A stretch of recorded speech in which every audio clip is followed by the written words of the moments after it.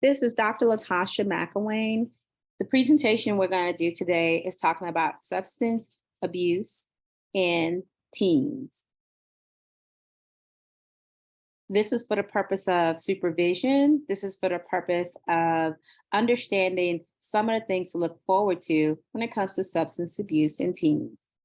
Again, I am Dr. Latasha McElwain, and I am providing this to make sure that there is a clear understanding of what goes on when we talk about substance use and substance abuse dealing with teenagers.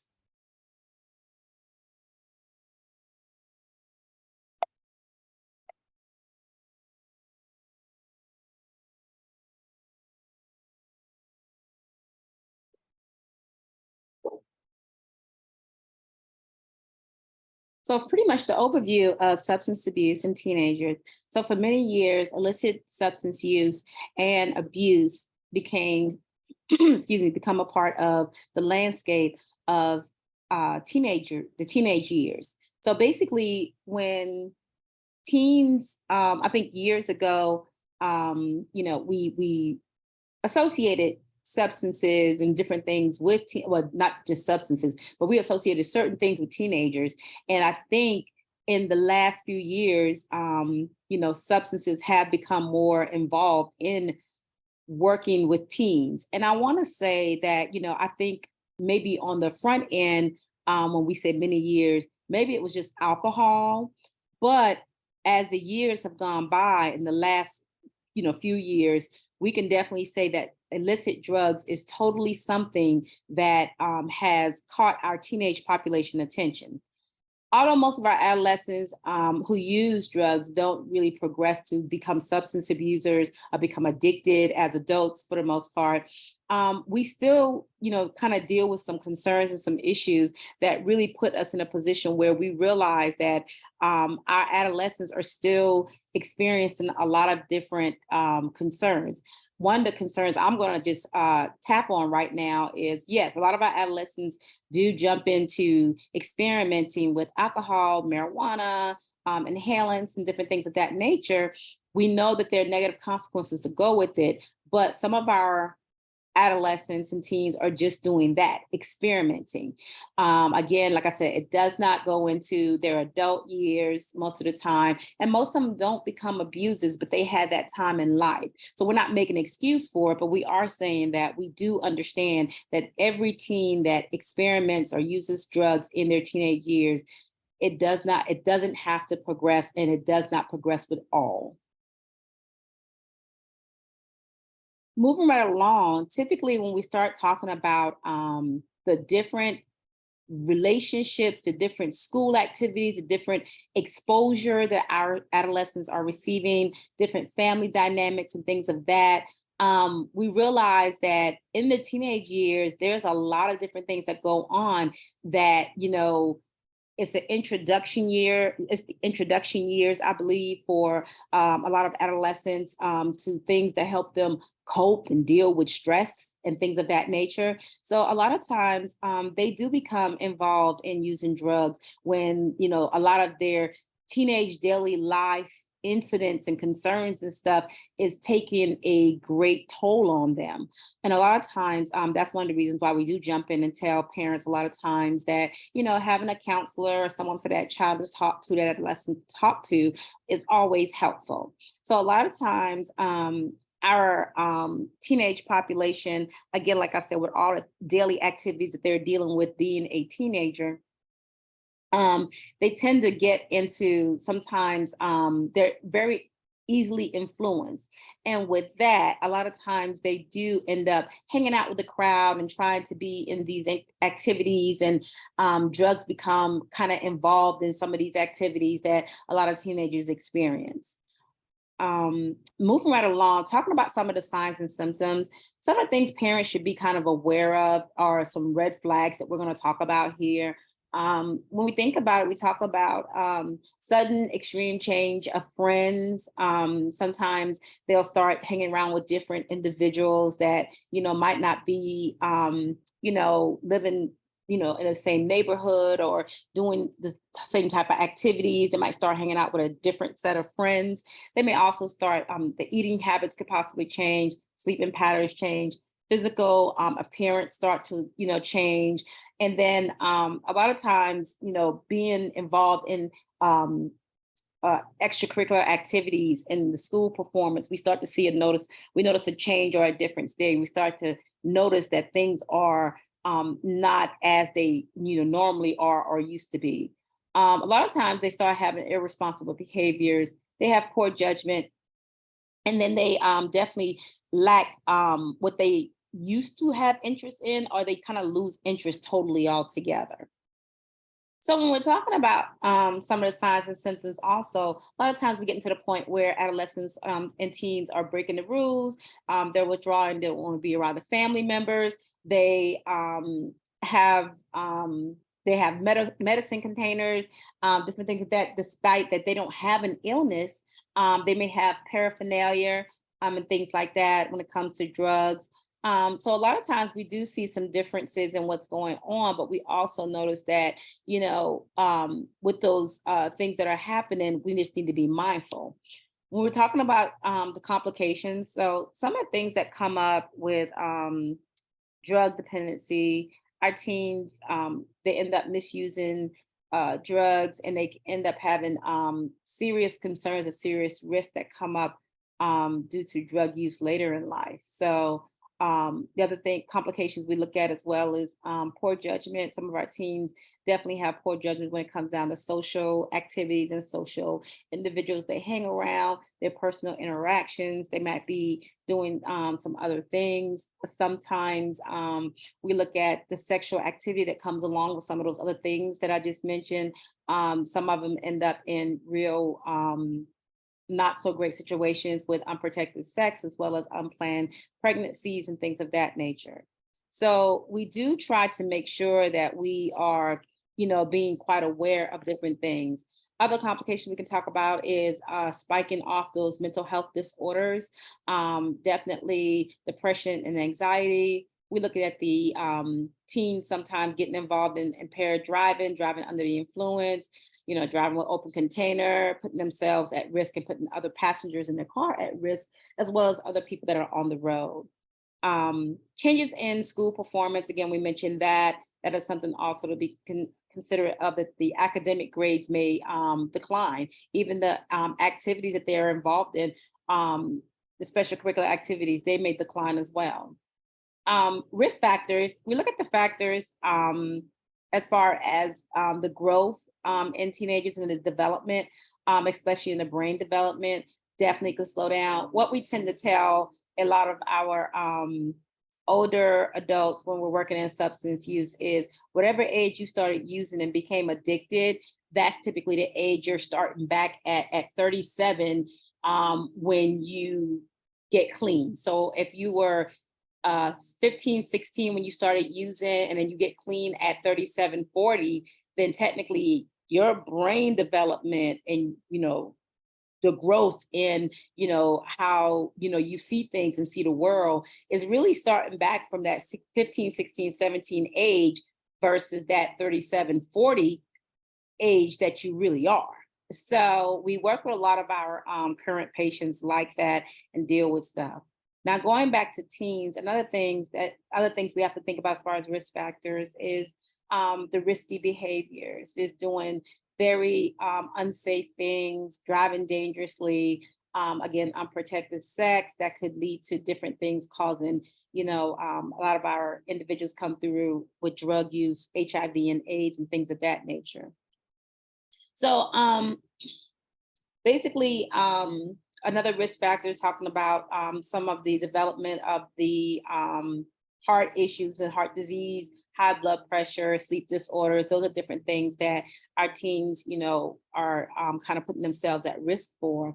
Other risk factors, family history of substance use. If you have a family history of substance use, it could go downhill fast, or it could be a progressive downhill slope there. Mental health issues in the family of mental health behaviors, heart condition.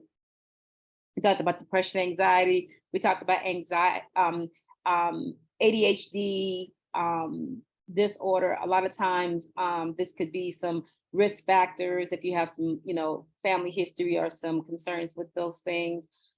Impulsive or risk-taking behaviors, a history of traumatic events, different things going on, whether the person's a victim of, a really bad car accident, probably could also be a victim of rape or something of that nature. We talk about the low self-esteem that comes along with it, feelings of social rejection. Some of the things we can talk about as far as prevention, we're talking about guardians, what they could do. For the most part, just paying attention to your teen, knowing their whereabouts, having an idea where they are. Found that if there's adult supervision in the activities that they're dealing with, or the activities they're involving themselves in, um, being interested in what's going on, also encouraging them to get involved and being very, understanding to what's going on. So knowing that parents are there involved and making sure that parents are, making sure that the kids are under some level of supervision is major also. Um, Establish rules and consequences, pretty much having, what it looks like if this happens or that happens. That is always a good thing. So your teens will know, if I drink and drive, or if I'm going to a party and this happens, then I gotta call mom to come get me or whatever. Just being involved again, that supervision helps out with that one too. And then understanding what the rules are and what it is to break those rules. So consequences, if you break the rule, this is what happens. You lose the car for a week, you lose your cell phone, you lose this, that, or the other. Other things that could be a prevention also is knowing your teen's friends, knowing if those friends use drugs or what type of activities those friends are involved in, helping your teen understand that, there is peer pressure, and being able to talk about that and the pressure to experiment. So talking about things like that. Also keeping track of the prescription drugs, in the home. That's also a major part as well. And then also looking at providing them support, offering praise, encouragement, being able to support your team in their successes. Having a strong bond between you and your team would be a good thing to definitely help them understand, and help prevent them from wanting to use drugs or having the need to use drugs. Parents should also set good examples for their teens as well, making sure that, if you're using any type of, illicit or any type of alcohol or whatever, that you have conversations with them about, what it is, and, things of that nature, and letting them know, I guess I would say, letting them know the good and the bad of it, the ugly, the good, the bad, the ugly. So just being open with them and talking to them about drugs and alcohol and things like that. Like I tell people, you can be in a household where dad drinks or mom drinks, but it could be understood. The kids know that that's something they don't touch. They know that's something that's not, if they, use it and they're not using it in moderation, they start using it heavily, that it could cause problems. Like, just having those conversations and helping them understand it's in your home. So talk about it, and have some understanding. And I know that could be very hard to talk about if it's illicit drugs in the home. But if, I would rather your kid have education if you are a crack cocaine user versus your kid not knowing what it is, an experiment. And same thing with marijuana.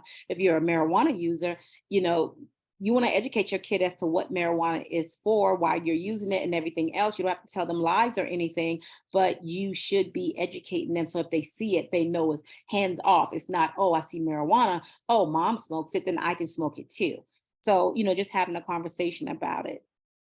And again, I always tell parents too, if you hide something in the home, chances are they will eventually find it. Whether they have found it or not, they will find it.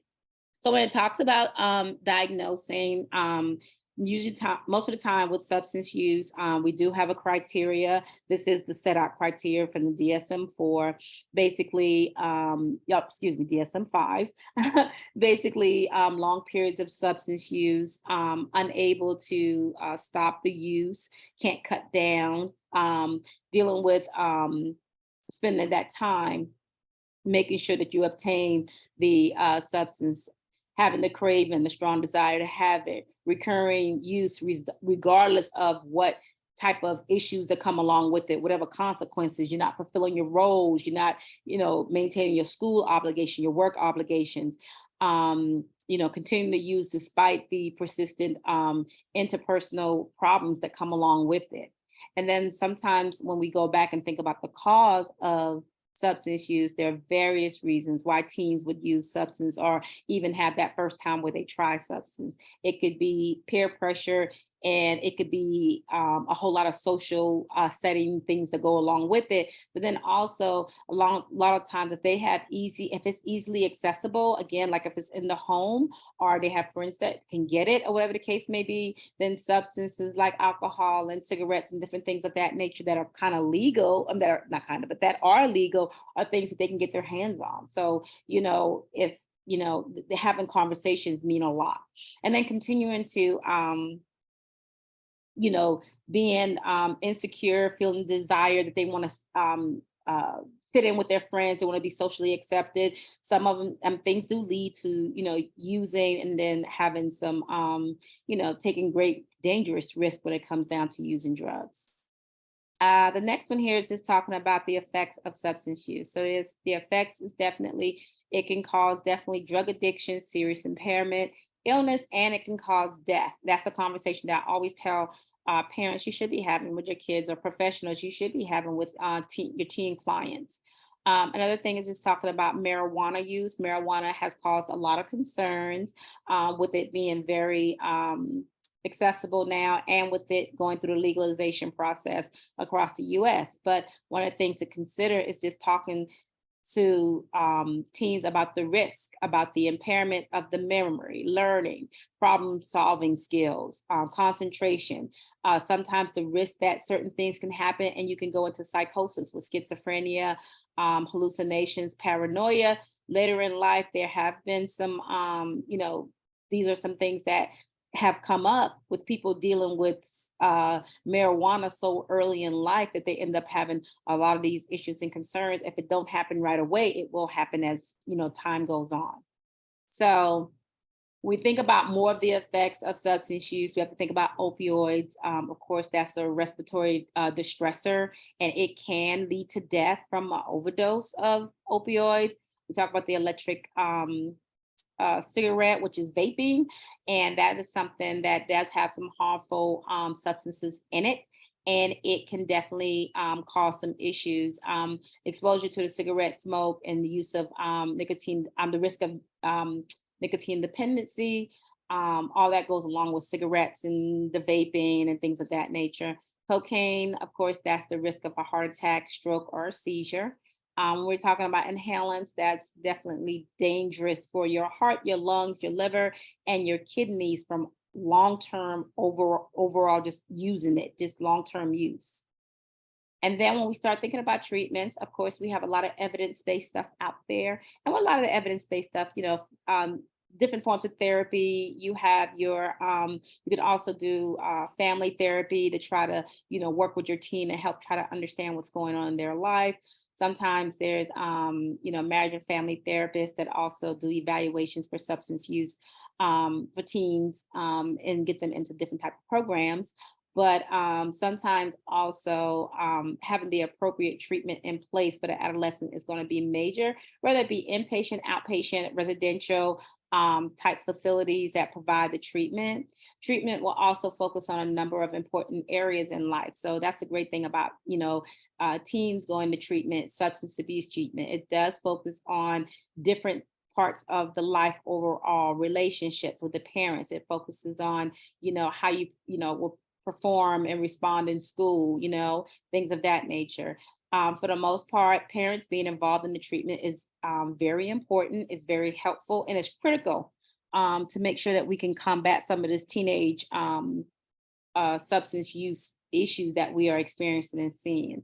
I would say the parents being involved, if you have a teen that's dealing with substances, it would be paramount. It would also be a good thing for professionals to be able to work, to help support teens understand what they're dealing with, and also dealing with the present issues and challenges they have every day. School hormone changes. We're talking about peer pressure. We're talking about, all these things together. It's hard to cope for them. And a lot of them get to the point where they have to figure out how to soothe, self-soothe, whatever it is. They'll try to use drugs. They'll be introduced to different things. So a lot of times, substance, teenage substance use programs tend to help go from a holistic approach in order to help manage stress and help balance out the emotions of most of our teens.